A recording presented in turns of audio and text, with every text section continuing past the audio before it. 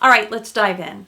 I hope you found that part interesting. So I'm going to start with couple number 5, Adam and Paige. I hate to say I think they're in the lowest position. Who are they?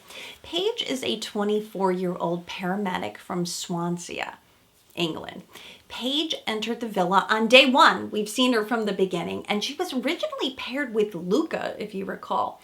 But then she was made single because Luca obviously recoupled, and she was able to stay in the villa because Liam, if you remember, had left. But most importantly, Paige partnered with Jax, who was an ex of one of the other people, and she was with Jax until day 12, I think. And then what happened with Casa, and then after Jax left, we have seen her together with Adam. Well, what's important about that is I think Paige is a lovely girl. Everyone, all the men think that she's the girl to marry, right? Very sweet, very attractive, hot personality. But I think Paige has a more anxious attachment style. What do you think? Why do I say that? Because who she is as a person, I worried about her from the beginning. When Jax was doing some things that she didn't like, and he has his own issues, it came out after the fact that he had ADHD. He had a lot of questionable behaviors, we should say, in Casa, and felt really horrible about that and took himself out. But I thought Paige was going to be devastated. But what worried me about Paige, and why I say she has an anxious attachment style, is she said many times to the camera, I'm not very good at setting boundaries. I'm not very good. Like, I know in my heart and my head what I should do, but I'm not really good at expressing it. I also think Paige has a low expressive style. Women like Paige have difficulty speaking up, saying what they want, setting their boundaries. And so even though Paige knows what she needed to do, it was very hard for her to do that. And even with Adam, when he came in, it felt as if she was pretending to be someone else. She oftentimes referred to that, oh, I shouldn't let him see who I really am. It felt a bit like a game. Also, Paige came under attack for little things like shaking her head when she talks. I think that's a sign of her insecurity. But she wasn't as devastated about Jax leaving as I thought she might be. Because here's the thing, I think she was relieved. Because Jax, we know is Gemma's ex, had some questionable behavior. He just likes to party a lot. And Gemma said it was hard for her to trust him. I think these things bothered Paige, but she didn't bring it up. So I want to get to her and Adam and talk about them as a couple, but also there were some comments that Paige wasn't terribly friendly to all the other women. And I'd wonder if because she is feeling insecure and it's very hard for her to be calm and be available and be relaxed with other women in particular. And then we can't forget that there might have also been a little bit of, shall we say, too much friendship with Paige and Dany that she calls honey buns. So that worries me too. And that's why I'm putting them in the bottom position. But she could be prone to jealousy. And those are the things that convince me that she has more of this anxious attachment style. Now, you should know something about your attachment style. It's not your fault that you have a particular attachment style, but it is something you can work on. And with work, and with calming yourself down, and with partnering better and learning good communication skills, here Paige finding her voice and speaking up, then you don't have to resort to game playing. And you can come out, be the bombshell that you need to be, and get what it is that you want. Who's Adam? Let's talk about Adam, her partner.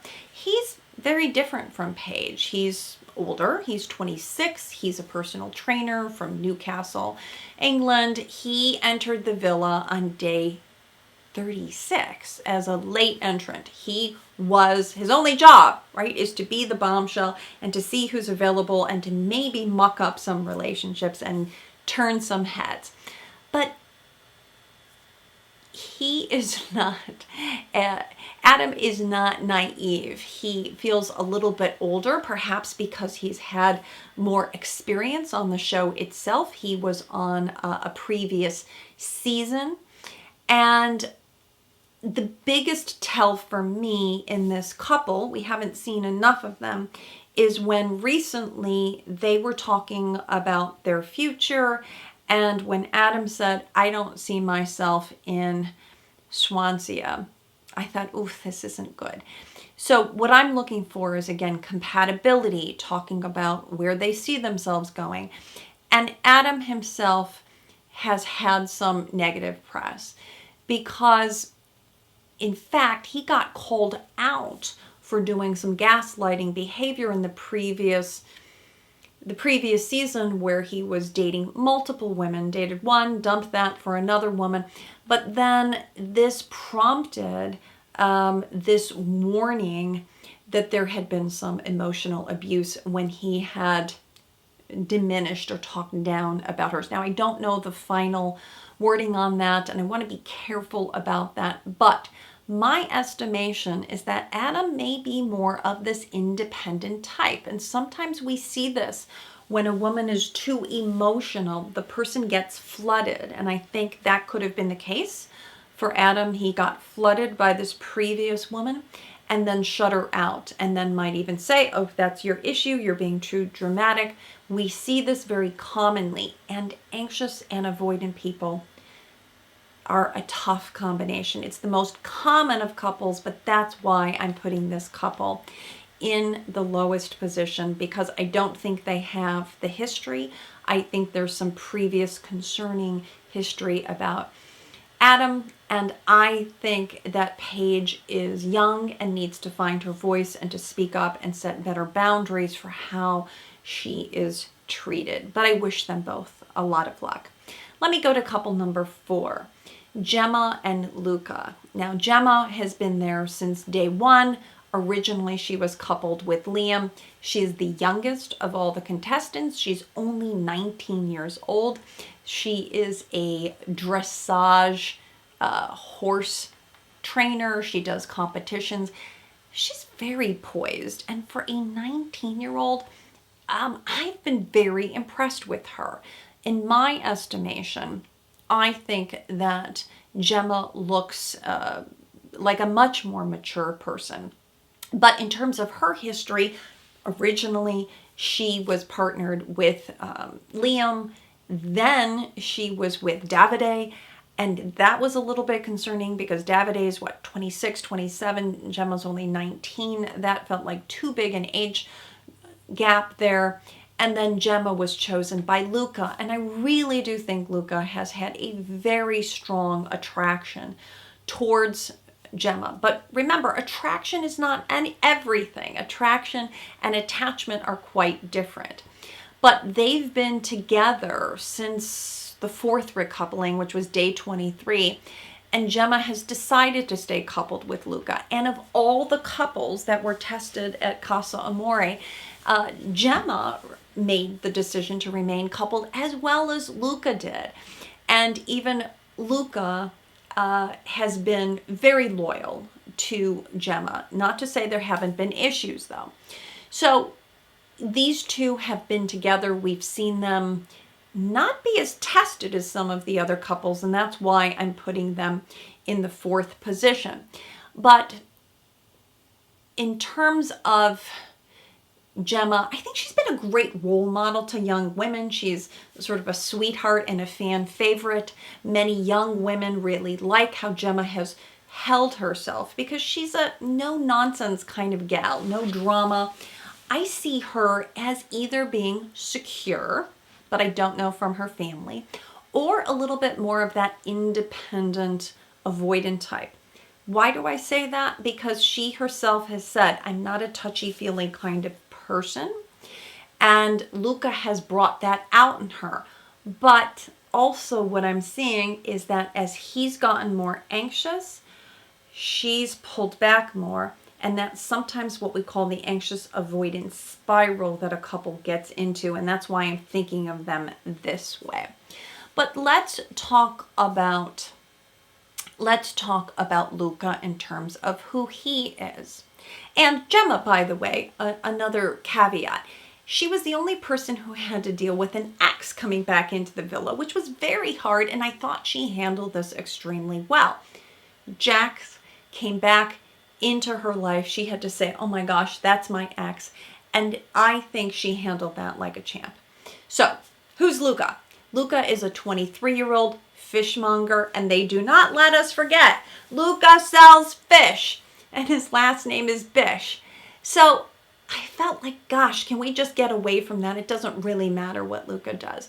But it's fair to say that this couple had to deal with that, and Luca had to deal with even Jax being there, which I think made him incredibly jealous. He handled that well at the beginning.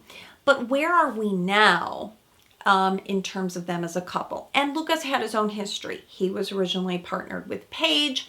Then he chose to be with Gemma. Danica chose him. I loved that he said, I'm still loyal to Gemma. I'm going to sleep on the sofa. And they've been together ever since.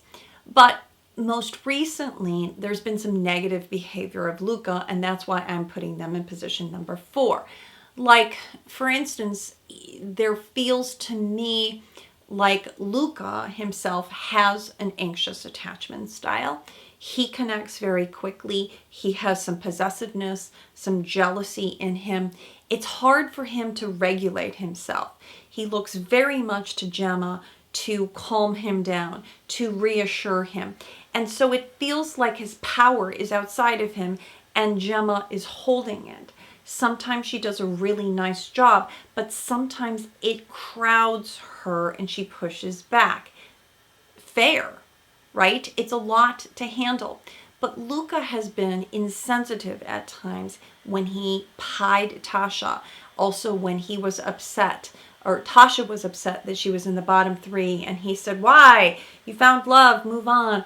And Gemma did a really nice job saying, Luca, you need to be more sensitive to Tasha. But those are the things that worried me in terms of Luca's behavior. And I'd love if he was a little more settled, a little bit more secure, because I think Gemma really needs that from him. But as a couple, I really like Gemma. I like Luca too. And I see together they could be getting into this anxious avoidant spiral where Gemma pulls back a little bit. We saw that in the challenge. She was being a 19-year-old. She was being flirtatious and sexy, and that's what it called for. And Luca got very upset. In fact, he actually pushed her. I thought, my goodness, and of all the seasons, this has been one that there have been a lot of complaints about misogyny, about behaviors, about bullying, and that felt aggressive to me. But I think back to my theory about hot water, the stress is getting to Luca. I've heard Luca and Gemma are both done. We want to get out of the villa. But I worry about this for the long term because it might be young and fresh now, but how will she handle that? Gemma comes from a very successful family. In fact, there's rumors that she's starting her own clothing line. This is a young 19-year-old who has her life ahead of her. Is this going to be too much where she's put off by Luca's sensitivity? And that's what I'm concerned about for the long term. It might be short term here. There's a lot of fun. The family's got money. They go on some fun trips. But in the end, is that really going to work for Gemma? Because I saw her rolling her eyes a couple of times when this felt like it was becoming too much. What do you think? Let me know what you think about Gemma and Luca. And I was sorry to have to put them in couple position number 4 because they were in the lead all from the beginning, and it felt like the end came quickly for them, and that's what I was worried about the controversy. Okay, let's talk about couple number 3. I'm giving Dany and India the 3rd position here. I've liked India from the beginning. I think she is just a sweetheart, another role model to young women. I think she's 23, she's from London, she's a waitress, but she is active on social media. She is Jamaican. She's a model, a media personality. She has so much going for her. India, in terms of her journey on Love Island, she was originally with Ikenna, and that was a funny joke. She couldn't pronounce Ikenna's name. I'm not sure if I'm pronouncing it correctly, but she was with him from the beginning. That really didn't work out. It was obvious that Dany liked her right from the beginning, and they have been coupled for quite a long time. But we saw some problems that happened in Casa. Now, who is India as a person? Well, I also think that she is a pretty secure person. And I don't say that lightly because she has held her own. I don't see her being that easily influenced by the impressions of other people. I think she's also made some really terrific friends. And India, they said, well, she's going to win it all because she is a crowd favorite. But I really like that she seems like her own person. I understand she's also Christian, and I did wonder how some of her Christian values may have impacted her. My only concern about India is that she herself said if this was the real world, she would be dating multiple people. And I just wondered by that statement about her readiness, about her readiness to really being in a serious couple, because she's got so much going for her. I wondered about that. And the famous line between India and Dany was, who's the biggest heartbreaker? This to me felt a little ominous about both of them not being ready and being a heartbreaker and kind of owning that in their egos. So I thought that that was a telltale sign. That's why I'm putting them in position number 3. But they have stuck together, and I really do think this is a couple that came together. And then talk about the baby challenge. We really love to see Dany with that little baby. So who is Dany? Dany Hope is a 26-year-old microbiologist from Dublin. Dany entered the villa on day 1, where, if you remember, he was originally coupled with Amber, but he chose to remain loyal to Amber. However, we always knew that he had a thing for India. So him and India have been together for quite a while now, and they've managed to stay coupled. But I'll never forget this whole thing about heartbreaker. So let's talk about that. Who is Dany from an attachment perspective? I have felt that Dany, a little bit like Luca, has more anxious flavor to him. What do you think? Let me know in the comments. But he's been labeled the unintentional flirt. And somehow I just can't take him too seriously about his readiness for a relationship. And I've seen some mean streaks that we call anxious angry. It's the same thing for Luca too. That there's something about his energy. And what was concerning for me and for this couple was that going into Casa, let me know if you agree, there was an anxious, angry flavor about this. Like he was angry at India. He was going to be the, boys gone wild. Had he felt rejected by her? Had India not assured him enough? Kind of like Luca. And not getting enough validation from your partner, do you act out? So this is what I saw beneath that behavior, beneath the let's grab 2 girls and make out with them, is that there's something underneath that feels very unsettled with Dany. There's the whole Paige thing too, but there's something here that feels like he's not quite settled. He's not quite settled in his body. I also think Dany is another low expressive person. Why? Because he tells everyone else's future, but he admits that he has trouble being vulnerable himself. So this is classic for a low expressive person that has trouble speaking about themselves. They can speak about everybody else because he's an extrovert and he can talk about other people. But when it comes to expressing his own feelings, he shuts down. And even though him and India are now expressing, I love you, and they did mention, my mom will like you, my family will like you, but I didn't hear the speak as we did, for instance, with Tasha and Andrew about future, where to live and how, and he's still in Dublin and she's in London. I wasn't so sure about that. So this is why I give this couple my number 3 spot. Like them both as people, but I'm just not so sure about their readiness to make this work.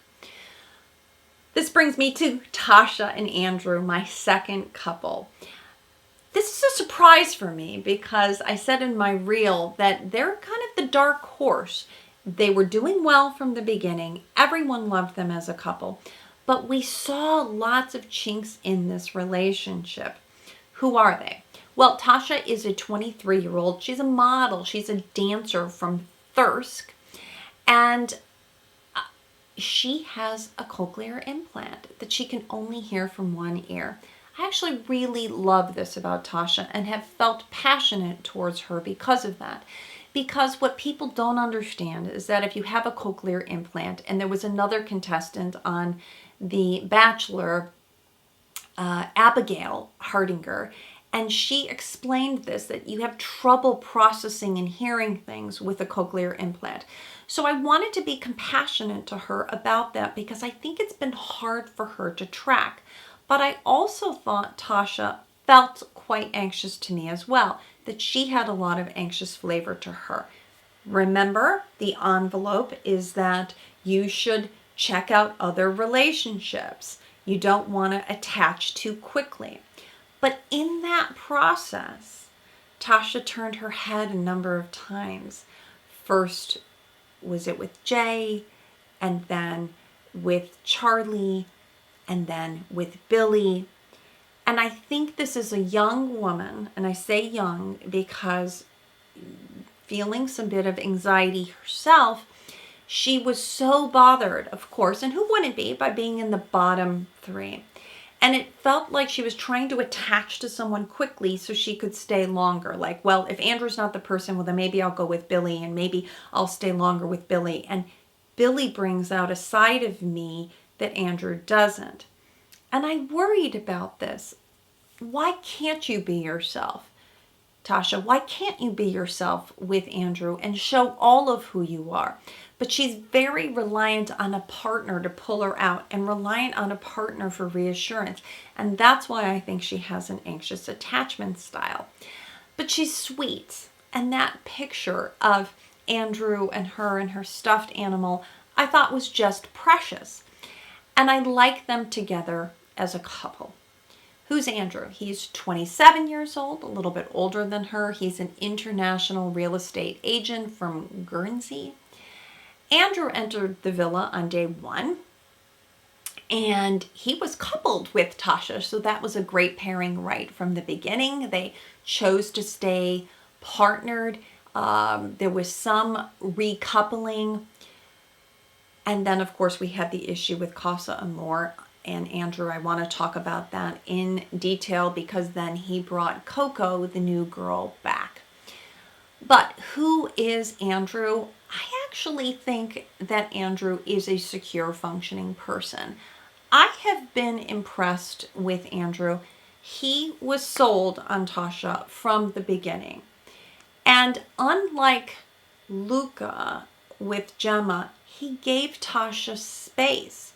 A secure, functioning person serves as a base to their partner for their other partner to go explore and say, I'm here when you come back.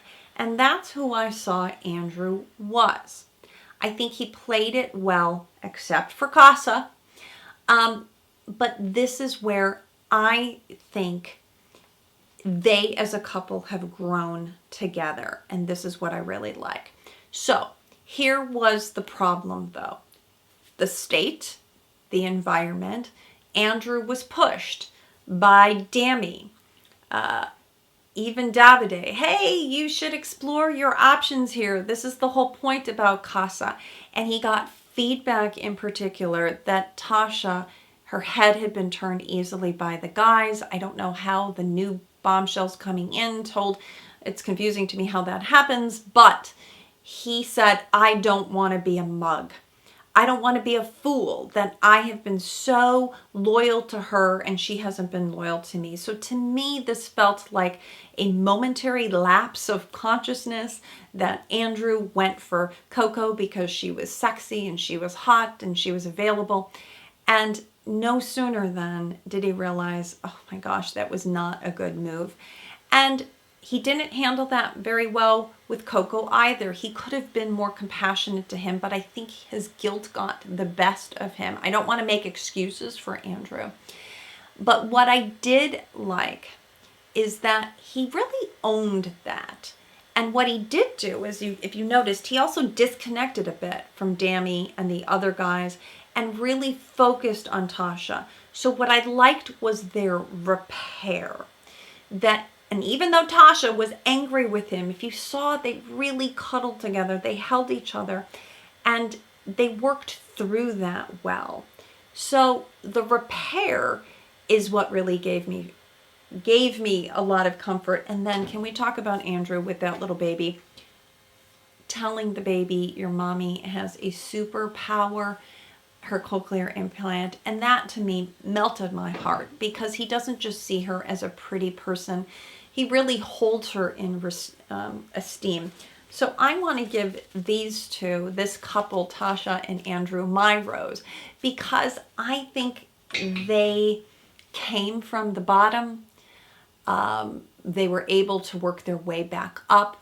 My only concern moving forward about the reality, will she find Andrew boring? She doesn't have as much experience. She's 23. What's going to happen is when they come out of the villa, she's going to see all of this social media feedback. How is she going to take that? He said, I'm there for you. I'm here for you. I love that about Andrew. But can she stay loyal? Can she be her own person? And similar to Paige, I'm hoping that Tasha can find her voice and can speak up and can be her own person so she's not easily swayed by her partner. Like with Andrew, I have to suppress who I am, but with Billy, I could be more fun and flirty. Be your own person now, Tasha. Try not to be so influenced, and please turn off social media because there were some negative reactions, mainly to the fact that she did have her head turned, and that's what I think was difficult. So I wish this couple, again, nothing but roses, and I hope they can get through that because I think there's something really special here. And of all the couples, they were talking about marriage and about living together, and that felt real to me. And I loved both of them buzzing after their date. Like, I'm buzzing, I'm on a high, and that really felt exciting to me. That's why I give them the number 2 spot. So let's talk about the number 1 winner, and I am predicting Davide and Ekenzu. I'm going to call her Eken. Because not only did Davide carry Ekenzu on his shoulders, but their humor carried the season. These two are the epitome of Love Island couple. Ekenzu, is a 27-year-old actress. She's a TV personality from Essex. She entered the villa on day 3 as a bombshell, and she has lived up to that. Interesting enough that Ekenzu applied for the show. They didn't actually find her on their own, but I think she's been a terrific addition, that she has grown more than anyone we've seen. That's why I'm putting them in position number 1. But this was not clean either. First, she was recoupled with Davide. Then if you recall, Davide wasn't bringing her coffee. There's some anxiety there. She chose to be with Jay. Then she also made some moves on Charlie. And this has been the theme of their relationship. So it hasn't, again, been easy. There's been a lot of push and pull. But Ekenzu has chosen to remain loyal to Davide through Casa Amore and through the end. And can we talk about that candle date being one of the most romantic we've ever seen? That was a tearjerker.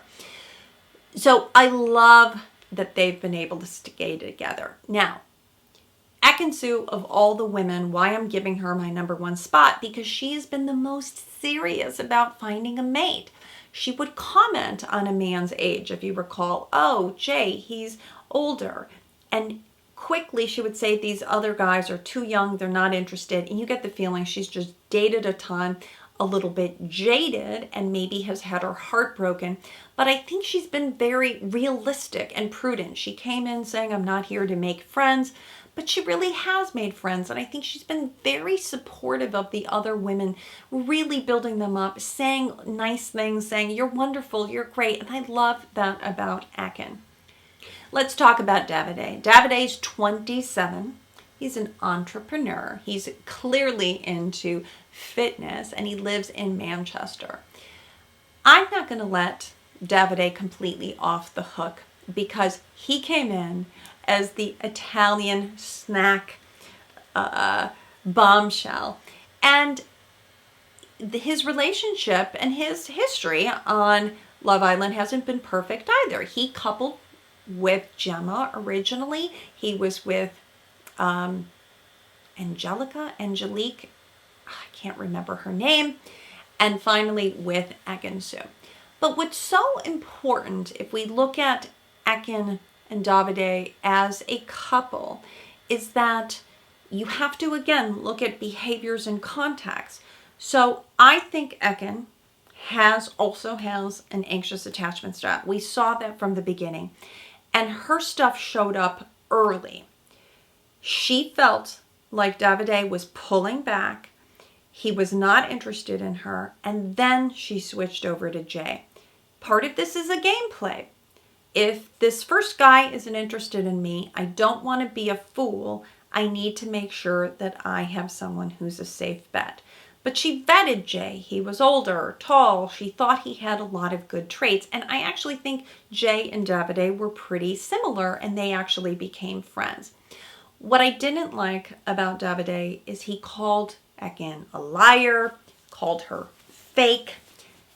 Not so great on Davide's part. Who is Davide? I think he needs a lot of reassurance too.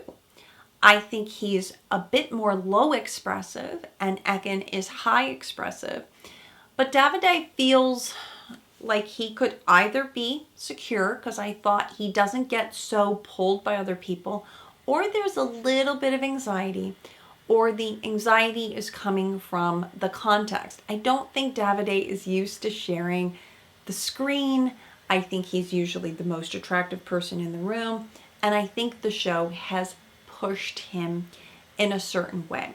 But why I love them as a couple is because they were tested and because of how well they've repaired it.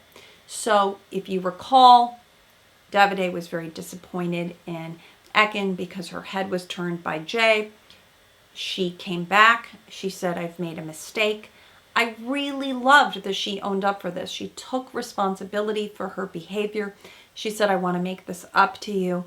I think she still had a little bit of that in her, the anxiety to be the most popular girl, to show Charlie around. And then even when Adam came in, I'm going to show him around. But I think that's part of her personality, her, Turkish delight. And they fight a little, yes, and that's why all the other couples are looking at them and wondering about their relationship. But to me, it feels like healthy banter, that they push off each other. And why I think that they are the number one couple is because they're both mature. They have a lot in common. They both like to work out. Clearly, they both are beautiful people individually and then as a couple. And they were tested. And it wasn't really fair to make Eken go through as many tests as she has, because I don't think she actually ended up doing anything with George that everybody thought that she did, and movie night was tough to watch. But I think that together they both have said we haven't been perfect, and yet the way that they look at each other now, I think they'll also be able to come out, and even with the social media pressure, because they have been there, done that. She's an actress, she's handled that already. I don't worry about her being as fragile as, say, Tasha. And I think the challenges were fun for them, and there was just so much playfulness. There's a nice balance of dark and light in this relationship, and I really think that when he's talking about going to Italy with him, there's just something really romantic about that. So I am going to give Ekenzu my crown for the drama queen, and I'm going to give them the gold star as a couple. And then I want to know what you think. Who's your top 5? What order would you rank them in? Put that in the comments, and then I'm going to come back and talk about where I was in terms of my ranking. But love, love, love, Love Island, and let me know what you think of my recap. And did you learn anything? Let me know.